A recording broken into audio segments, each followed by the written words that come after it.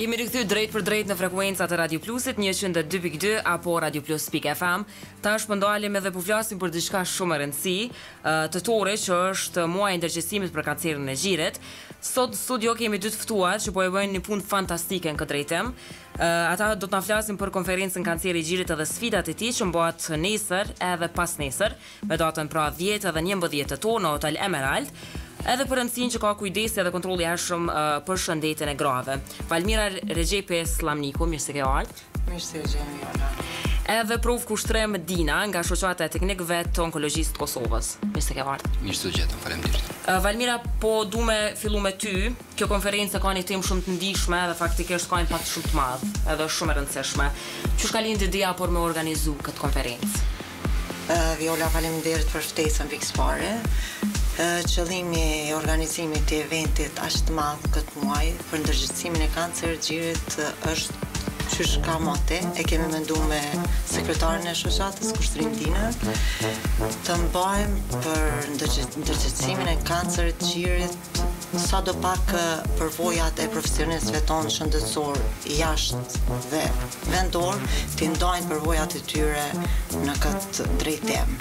Ku në këtë konferencë do kemi dhe ekspert të fushës onkologjisë, kirurgjisë, torakale, abdominale, gjithë ekspertët nga jashtë dhe vendor. Po. Kushtrem, jo edhe jeni edhe ndërfaqësit në këtë konferencë. Për çka do të flisni konkretisht?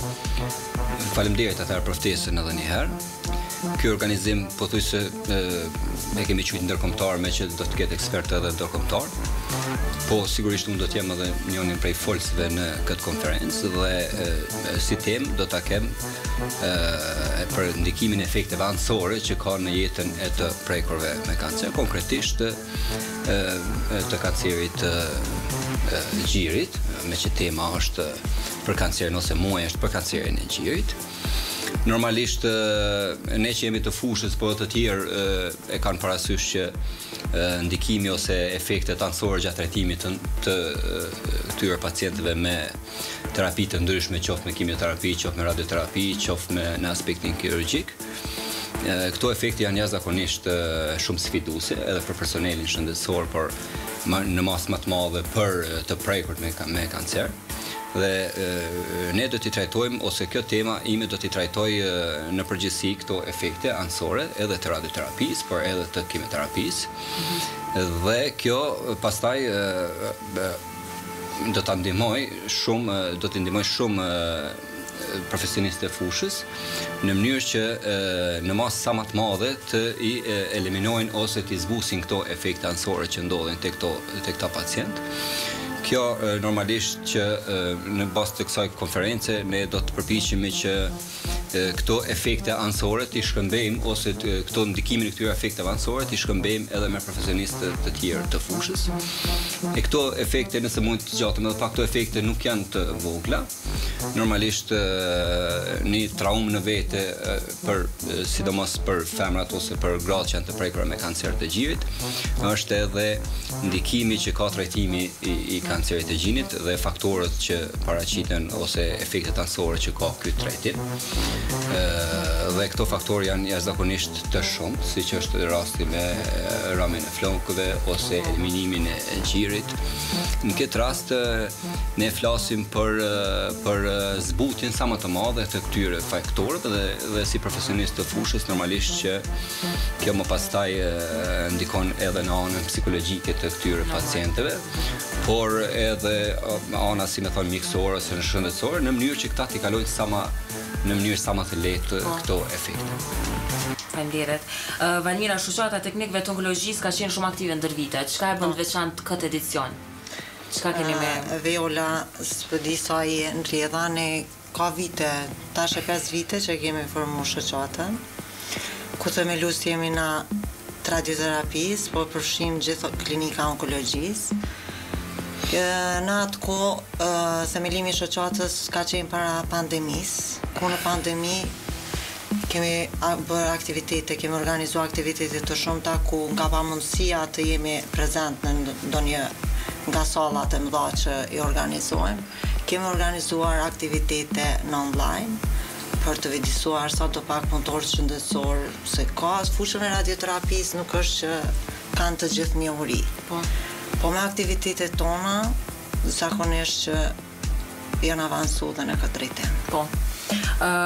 Kur shrem duke fol ma gjerë, cilat janë disa nga sfidat më të mëdha që hasën sot në trajtimin e kancerit, përveç efekteve anësore që veç I përmende, a janë vëdësueshëm, mjaftueshëm njerëz për ndikimin që ka kanceri I gjirit, ende apo jo? Kur flasim për ndikimin që ka kanceri I gjirit ose kur flasim për vëdësimin e popullatës në përgjithësi, qalojmë, si me thënë kështu, qalojmë në këtë drejtim dhe njerëzit ende nuk janë të vëdësuar ose ende kanë ngarkesa psikike në këtë drejtim ose kanë trauma veç me ta dëgju këtë fjalën e kancerit. Megjithatë, ne po përpiqemi të bëjmë këtë sensibilizim me këto seminare tona, me këto konferenca tona, në mënyrë që të ndikojmë sigurisht që këto efekte t'jenë ose këto trauma psikologjike, si me thonë, t'jenë sa më të vogla që është e mundshme. Dhe normalisht kur flasim për sfidat, në këtë drejtim normal që sfida ka të shumta.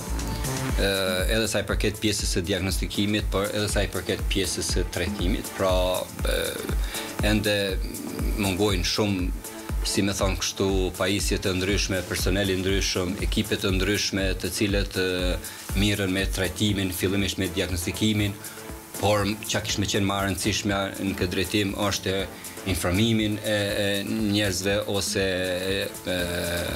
aspektin e njoftimit se sa është e rëndësishme ndjekja e kësaj sëmundje ose parandalimi I kësaj sëmundje, faktorët që çojnë në ndjekjen e kësaj sëmundje dhe kjo mendoj unë është çelësi I suksesit në këtë drejtim për faktin se sa më e vëdësuar të jetë popullata në këtë drejtim, atëherë aq më pak do të kemi raste, por edhe në të kundërtën edhe nëse na paraqiten rastet kur vëdësimi është I mjaftueshëm, si më thon kështu, atëherë është një përparësi edhe për pacientin, por edhe për personelin shëndetësor në këtë rast, me që sa më shumë informacione që kemi për këtë sëmundje, atëherë edhe ndjekja e kësaj sëmundje do të jetë në faza sa më të hershme dhe trajtimi është më I lehtë dhe këta pacientë do të kenë sa më të lehtë të kenë shërim ose të kenë trajtim sa më të mirë.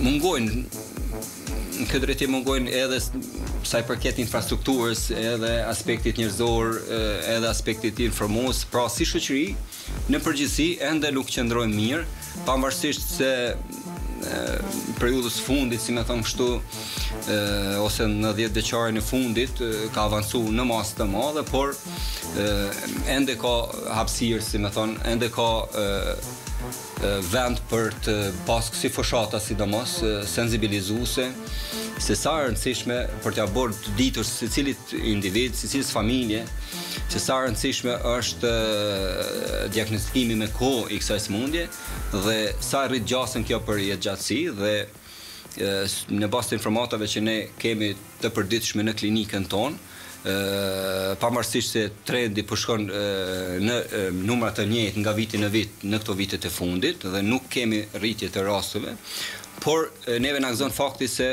për shembull në krahasim me vitin e kaluar në këtë vit numrat kanë qenë të njëjtë, por megjithatë stadiet të prekurve posaçërisht me kancerin e gjirit kanë qenë më të ulta. Dhe ky kishte më qenë ai çelësi I suksesit kur ne pavarësisht se kemi numrat ose trendet nuk mund të lehtësisht t'i ndalim, por stadiet të jenë sa më të ulta, sepse kjo e rrit shansën për jetëgjatësi sa më të gjatë, sidomos të grave, por me kancerin e gjirit janë të prekur edhe meshkuj pavarësisht se në numër më të vogël. Unë po mendoj se 1% më e vogël tek meshkujt janë të prekur. Po, edhe meshkujt që nuk janë të prekur.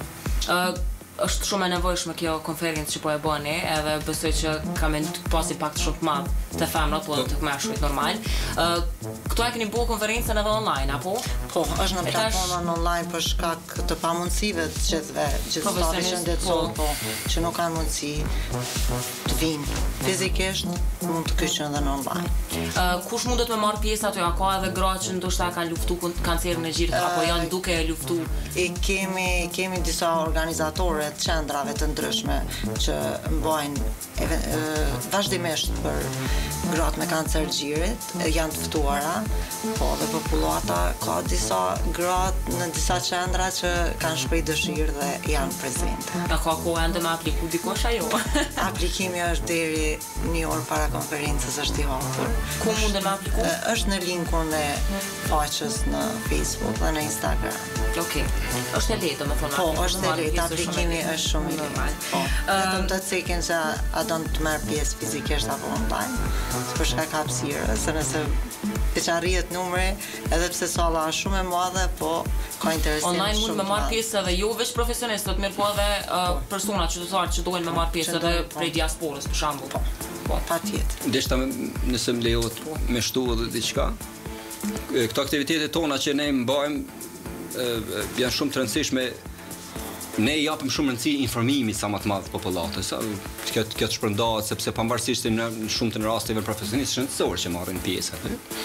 Por këta individ kanë një rreth familjar me të gjerë kështu, të cilat këto informata që marrin aty i shpërndajnë.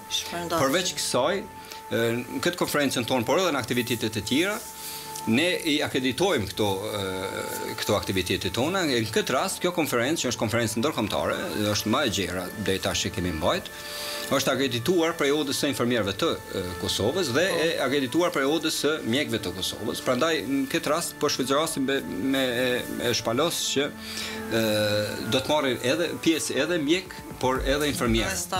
Por sigurisht që qëllimi kryesor është që të jetë informues sa më shumë, por edhe edukativ arsimor, me që pjesëmarrësit sigurisht që do të akreditohen ose do të marrin pikë akredituese për nevojat e tyre akademike kështu. Me qenë se ndërlidhem edhe unë këtu pak, me qenë se kemi pas dhe kërkesat shumë nga komunat të ndryshme, për këtë vit të mbajmë këtë muaj disa aktivitete, po sipas agjendës tonë tepër ngarkuar, nuk kemi pas mundësi të jemi aktiv dhe në vendet në rajon, kështu që më vjen keq që nuk kemi mujt të arrijmë dhe atë për shkak punës, ngarkesës. Me të vërtetë jemi një ekip tepër theme vogël, ku përfshimi 13 profesionistë punën teknike që kryjmë në radioterapi dhe shërbimin e brajterapisë, ku kemi tër Kosova është e ne, jemi një staf tepër i vogël dhe nga pamundësia nuk kemi pasur mundësi me kushtrimet që të arrijmë dhe ligjëratat në komuna të ndryshme. Është e mira që është edhe online, mandej kush ka qef me marr pjesë, mundet me marr pjesë, është e njëjta situatë. Është shumë e vështirë një grua apo një person që përballet me këtë smundje, është diçka shumë e keqe fatkeqësisht. Edhe cilat janë fjalët kyçe që ju përdorni për me motivu një grua që me luftu ose me parandalu për me pas një kontroll dhe një kujdes? Pyetje shumë e vend. Them të drejtën, ne jo që jemi profesionistë të radioterapisë, po e luajmë dhe atë rolin e psikologut. Po. Gjithherë duhet të jemi në mbështetje të pacientit. Pacienti kur të vitë ne, vitë dera e fundit. Po mos e ketë mbështetjen tonë ato momente, është tepër e vështirë për popullatën tonë. Mundohem maksimum rolin e psikologut e luajmë, kolegët tonë dhe ne. Kështu që s'po di çfarë më shtu. Jemi maksimum e dhojmë për ta.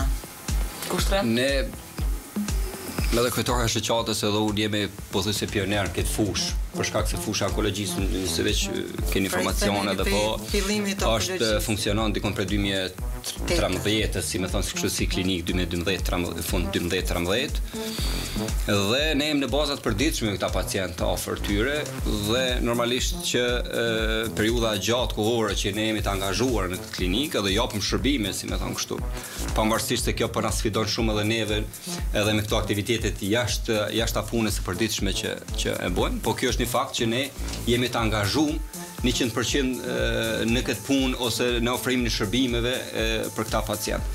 Pyetja shumë e vend çau thoni pacientëve, ne nga përvoja që kemi periudhë gjatë e dim që gjona e parë është ose sendi i parë është që takohemi me këta pacientë, është ajo ana psikologjike ose ajo thyre emocionale e individëve me që jemi edhe muin tetor e grave që të prekura me kancerin e gjirit, por me të biseduar me neve, ne shohim që një përqindje të lartë ja eliminojmë, si më thonë, të ngarkesës që kanë këto gra. Për faktin se edhe mjetët të informimit sot e kanë bot vetën, edhe njerëzit janë pak më aktive, janë më në përjetet të ndryshme sociale, e vedisimi, po shkon dita ditës të ngrit. Dhe ne, me që tha që është fjala e parë se që u thoni këtyre pacientëve, ne u thon këtyre pacientëve se kanceri i gjirit shërohet. Po. Kanceri i gjirit shërohet dhe jetëgjatësia ditë mas dite ose vit mas viti po shkon duke u rrit, edhe për pacientët që janë të diagnostuar me faza të fundit ose faza të larta të kancerit. Por sidomos sa më e ulët jetë shkalla e diagnostikimit me kancerin e gjirit, kjo e rrit shansën ose e rrit probabilitetin për jetëgjatësi sa më të gjatë. Prandaj ne me të biseduar në këtë drejtim me këta paciente, ne shohim që këta pacienta fitojnë një vullnet dhe fitojnë një energji të re për të vazhduar ato dje edhe për të luftuar sa më shumë me sëmundjen. Prandaj ne edhe me kolektivin në vazhdimsi mbajmë mbledhje kështu si më thon kështu të përjavshme dhe u themi kolegëve tonë që kjo është faktori kyç në luftën e kancerit në përgjithësi, por sidomos të kancerit të gjirit, nga se ngarkesa psiqike të këtyre individëve qojnë edhe në një kvalitet të dobët të jetës. Kvaliteti i dobët të jetës e ndihmon, si më thon, sëmundjen kështu të avancojë dhe i ul shancat e aktivitetit ton ose trajtimit ton me terapi.